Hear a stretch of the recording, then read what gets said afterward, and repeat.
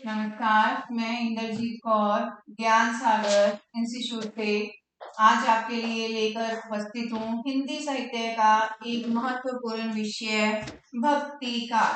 भक्ति काल हमारे भक्ति काल का समय है 1350 ईस्वी से 1650 ईस्वी तक। ठीक है, ये जो समय सीमा निर्धारित की गई है, ये समय सीमा निर्धारित की गई है सर्वमान्य काल के रूप में, क्योंकि हर जो हमारे इतिहासकार हैं उन्होंने अपने हिसाब से काल विभाजन किया है। भक्ति काल की समय सीमा रखी गई है 1350 ईस्वी से 1650 ईस्वी तक। आचार्य शुक्ल जो इसका काल विभाजन करते हैं वो करते हैं 1375 से विक्रमी संवत से 1700 विक्रमी संवत तक, और उन्होंने ये नाम दिया है भक्ति भावना की प्रधानता के कारण इस काल को उन्होंने भक्ति काल का नाम दिया है। जैसे कि अब हम जानते हैं काल का जो निर्धारण होता है वो 3 आधार पर किया जाता है। एक तो जो है कर्ता के आधार पर, जिसने वो किया है, जैसे आ गया हमारा द्विवेदी काल आ गया है ना। एक होता है विकासवादिता के अनुसार, जैसे जैसे समय बढ़ता जाता है, प्राचीन काल, मध्य काल और आधुनिक काल। और एक है भाव प्रधानता के कारण, मतलब उस समय की जो सामाजिक धार्मिक प्रवृत्तियां थी उनके आधार पर नामकरण किया जाता है। तो भक्ति काल का जो नामकरण किया गया है वो भक्ति भावना की प्रधानता के कारण किया गया है। डॉक्टर अध्ययन की सुविधा की दृष्टि से इसका समय सीमा निर्धारित करते हैं 1350 ईस्वी से 1650 ईस्वी तक, और आचार्य शुक्ल इसकी समय सीमा निर्धारित करते हैं 1375 विक्रमी संवत से 1700 विक्रमी संवत तक। विक्रमी संवत और ईस्वी क्या है? कैलेंडर के अनुसार डेट लिखने की एक सुविधा है, ठीक है, एक प्रक्रिया है। तो विक्रमी संवत जो है वो ईस्वी से 57 वर्ष आगे चलता है। जैसे अब 2024 ईस्वी है, अगर हम इसमें क्या जोड़ेंगे, इसमें 57 वर्ष जोड़ेंगे तो अब क्या चल रहा है? अब चल रहा है हमारा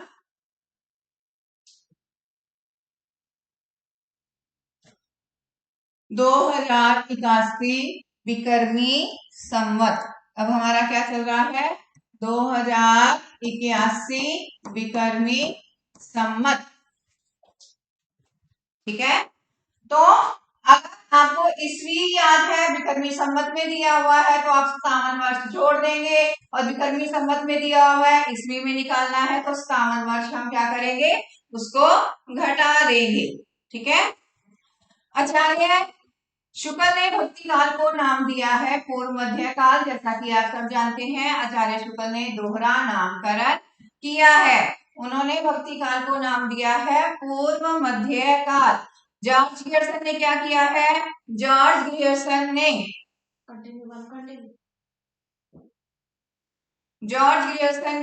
भक्ति काल को नाम दिया है स्वर्ण युग, सबसे उत्तम युग माना है उन्होंने भक्ति काल को। आचार्य हजारी प्रसाद द्विवेदी ने इसे क्या नाम दिया है? लोक जागरण काल। और राम विलास शर्मा ने भी इसे नाम दिया है लोक जागरण काल, यानी लोगों में एक नई चेतना का उदय हुआ, वह अपनी जड़ों की तरफ बढ़े। भक्ति शब्द की उत्पत्ति हुई है भज धातु से, ठीक है। भक्ति शब्द का जो हमें सर्वप्रथम उल्लेख मिलता है वो मिलता है श्वेताश्वेतर उपनिषद में। जैसा कि आप सब जानते हैं कि हमारे पास 108 उपनिषद है, ठीक है, जिसमें हमारे वेदों की क्या की गई है? दार्शनिक व्याख्या की गई है। तो उसमें से एक उपनिषद है हमारा श्वेताश्वेतर उपनिषद, जिसमें भक्ति शब्द का सर्वप्रथम उल्लेख मिलता है। तो अब पूछा जाता है कि भक्ति आंदोलन की शुरुआत क्यों हुई, लोगों में एक नई चेतना पैदा होने का कारण क्या था? तो जॉर्ज ग्रियर्सन क्या कहते हैं कि ये ईसाइयत की देन है। किसकी देन है? ईसाइयत की देन है, यानी हमारे धर्म में क्या है? ईसाइयत की देन है, यानी ईसाई धर्म का प्रचार प्रसार बढ़ रहा था, लोगों को लालच देके भ्रम पैदा करके दूसरे धर्मों की तरफ मोड़ा जा रहा था, तो अपने धर्म से, अपनी जड़ों से जुड़ने के लिए क्या किया गया, भक्ति आंदोलन की शुरुआत की गई। आचार्य शुक्ल क्या कहते हैं, आचार्य शुक्ल कहते हैं इस्लामी आक्रमण की प्रतिक्रिया, कि हमारे देश में मुसलमानों का आगमन हुआ, विदेशी हमले हुए और मुस्लिम धर्म का प्रचार प्रसार जब बढ़ने लगा तो हमारे संतों ने, हमारे जो धार्मिक थे गुरु, उन्होंने क्या किया, भक्ति आंदोलन की शुरुआत की, ताकि हमारी जो जनता है वो अपने मूल धर्म से जुड़ी रहे। पर हजारी प्रसाद द्विवेदी वो इन दोनों मतों से सहमत नहीं है, ना वो जॉर्ज ग्रेयर्सन से सहमत है और ना वो किससे सहमत है, आचार्य शुक्ल से सहमत है।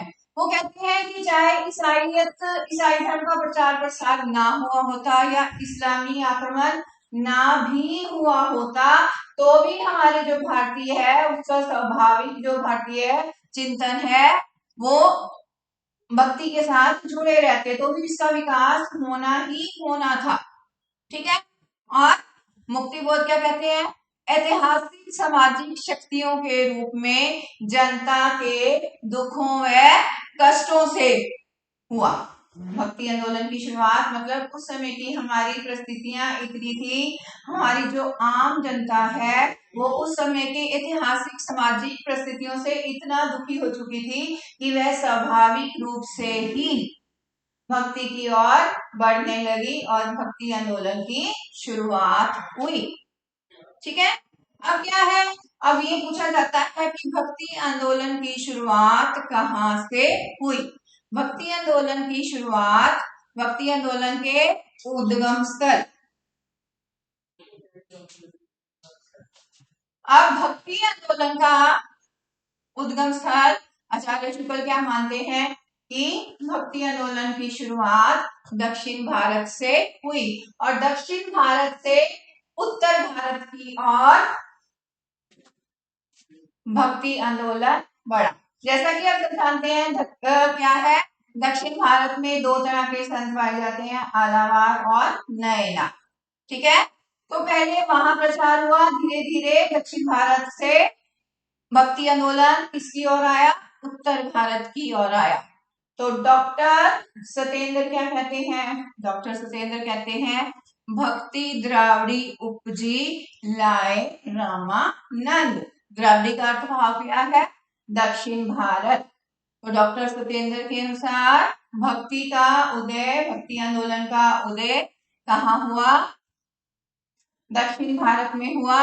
और दक्षिण भारत से भक्ति आंदोलन को उत्तर भारत की ओर कौन लेके आए, रामानंद। रामानंद को उत्तर भारत में भक्ति आंदोलन का क्या माना जाता है, प्रवर्तक माना जाता है। ठीक है। अब आचार्य शुक्ल क्या करते हैं, आचार्य शुक्ल ने भक्ति आंदोलन का वर्गीकरण किया है। सबसे जो श्रेष्ठ वर्गीकरण माना जाता है वो आचार्य शुक्ल का माना जाता है। आचार्य शुक्ल ने भक्ति काल को मुख्य दो धाराओं में बांटा है। जो दो धाराएं कौन सी हैं, पहली है निर्गुण धारा और दूसरी है सगुण धारा। निर्गुण मतलब, निर्गुण का मतलब है भगवान का कोई आकार नहीं होता, भगवान जो है। और सगुण धारा जिसमें हम देहधारी, जैसे हम राम और कृष्ण की भक्ति कहते हैं। ठीक है। तो निर्गुण धारा की दो शाखाएं मानी जाती हैं। आगे उन्होंने निर्गुण धारा को दो उसमें बांटा है, कौन सी, ज्ञान आश्रय और प्रेम आश्रय। ठीक है। ज्ञान आश्रय में हमारा आता है संत काव्य और प्रेम आश्रय में हमारा आता है सूफी काव्य। और सगुण धारा में हमारा आता है राम भक्ति काव्य और कृष्ण भक्ति काव्य। ठीक है। राम भक्ति के प्रमुख कौन माने जाते हैं, राम भक्ति के प्रमुख जो माने जाते हैं कवि वो है तुलसीदास जी। राम कवि भक्ति के प्रमुख कवि कौन माने जाते हैं, तुलसीदास।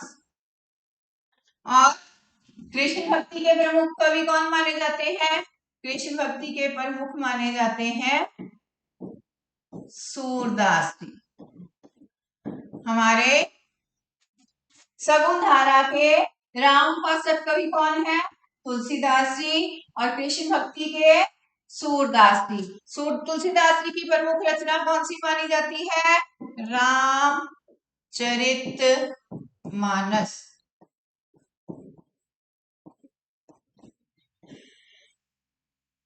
रामचरितमानस की रचना किसमें हुई है? रामचरितमानस की रचना हुई है अवधि में। जो हमारी मूल रामायण है, हमारी मूल रामायण लिखी गई है ऋषि वाल्मीकि द्वारा, और वो लिखी गई है संस्कृत में, ठीक है, जिसमें 7 कांड है। ऐसे ही रामचरितमानस में 7 कांड है। रामचरितमानस लिखी गई है तुलसीदास जी द्वारा अवधि में, और कृष्ण उपासक कवि माने जाते हैं सूरदास जी। और सूरदास जी की भाषा क्या मानी जाती है? सूरदास जी की भाषा मानी जाती है ब्रज भाषा, ठीक है। आगे हम राम भक्त कवियों की और कृष्ण भक्त कवियों की डिटेल में हम सारी चर्चा करेंगे, ठीक है। अब आ गया हमारा ज्ञानश्रेय शाखा।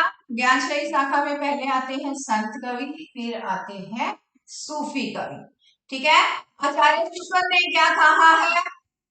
ज्ञानश्रेय शाखा। हजारी प्रसाद द्विवेदी ने क्या कहा है? निर्गुण भक्ति। गणपति चंद्र और राम कुमार वर्मा ने इसको क्या कहा है? संत काव्य। जो रचनाएं हुई उसे क्या नाम दिया गया? संत काव्य, ठीक है। तो संत काव्य धारा के अब हर जो हमारे इतिहासकार हैं उनका अपना मत है, और वो क्या कहते हैं?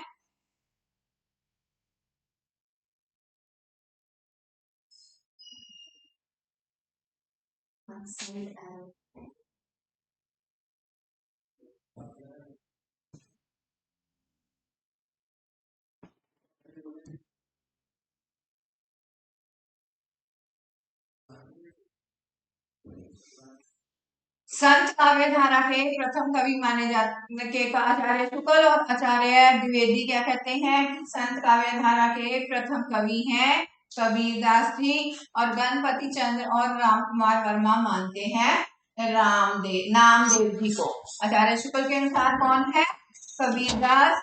आचार्य द्विवेदी के अनुसार संत काव्य के प्रथम कवि हैं कबीरदास जी, और गणपति चंद्र गुप्त एवं राम कुमार वर्मा मानते हैं कि संत काव्य के प्रथम कवि हैं नामदेव जी। नामदेव जी के बारे में ये कहाँ के माने जाते हैं? आपको क्वेश्चन आता है कि नामदेव जी कहाँ के हैं, तो नामदेव जी हैं महाराष्ट्र से बिलोंग करते थे। नामदेव जी कहाँ से बिलोंग करते थे?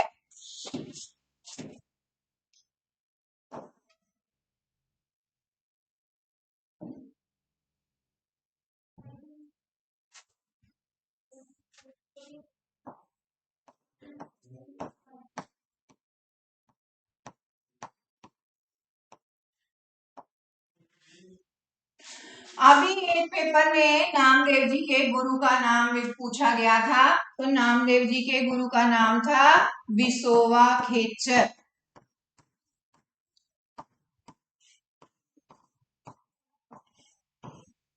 और इन्होंने बरकरी संप्रदाय की नींव रखी थी, ठीक है। पर जब अधिकतर जो मानते हैं वो क्या मानते हैं कि संत काव्य धारा के प्रथम कवि हैं कबीर जी।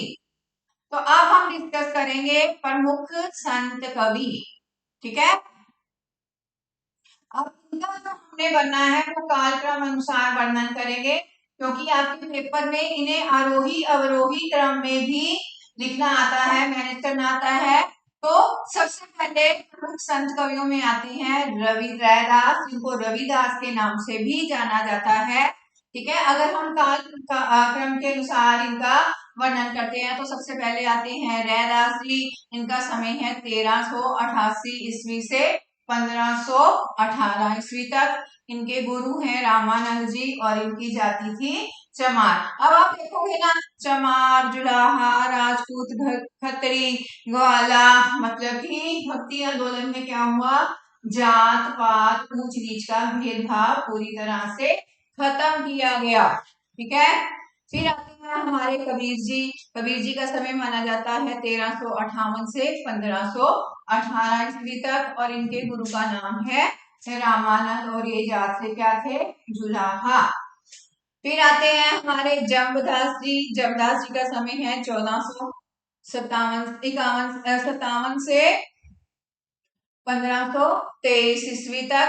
1451 ईस्वी से 1523 ईस्वी तक। इनके गुरु का नाम था बाबा गोरखनाथ, और ये जाति से राजपूत थे। फिर आते हैं हमारे हरिदास जी। इनका पूरा नाम था हरिदास निरंजनी। इनका समय है 1455 से 1543 ईस्वी तक। फिर आते हैं गुरु नानक देव जी। गुरु नानक देव जी को क्या माना जाता है, सिख धर्म के प्रवर्तक। सिख धर्म के प्रवर्तक कहे जाते हैं गुरु नानक देव जी। इनका समय है 1469 ईस्वी से 1538 ईस्वी तक, और ये क्या थे, खत्री। फिर आ गए हमारे सिंगा जी। इनका समय क्या है, इनका समय है 1519 से 1659 ईस्वी तक, और ये थे ग्वाला। लालदास जी। लालदास जी का समय है 1540 से 1648 ईस्वी, ये थे मेव जाति से। फिर आ गए दादू दयाल जी।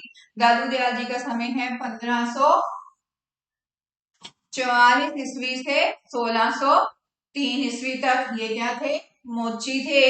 फिर आ गए हमारे मलूक दास जी। मलूक दास जी का समय क्या था, 1574 से 1682 ईस्वी तक, वो क्या थे, खत्री। फिर आ गए बाबा लाल जी। बाबा लाल जी का समय है 1590 से 1655 ईस्वी तक, ये थे क्षत्रिय।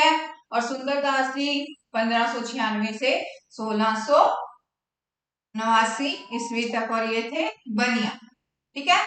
तो ये अलग अलग जातियों से बिलोंग करते थे, पर फिर भी इन्होंने क्या किया, सब लोगों को जोड़ने का काम किया, धर्म धर्म जात पात का भेदभाव खत्म किया। अब जैसे कि मैंने आपको बताया है, ये जो हमने चार्ट बनाया है, इसमें इनको कालक्रम के अनुसार रखा गया है। अगर हम क्या करते हैं, कालक्रम के अनुसार सबसे बड़ा किसको मानते हैं, जिसकी उम्र बड़ी होती है। पर अगर कभी दो कवियों का जन्म वर्ष एक हो, ठीक है, तो उनमें से पहले किसको रखेंगे।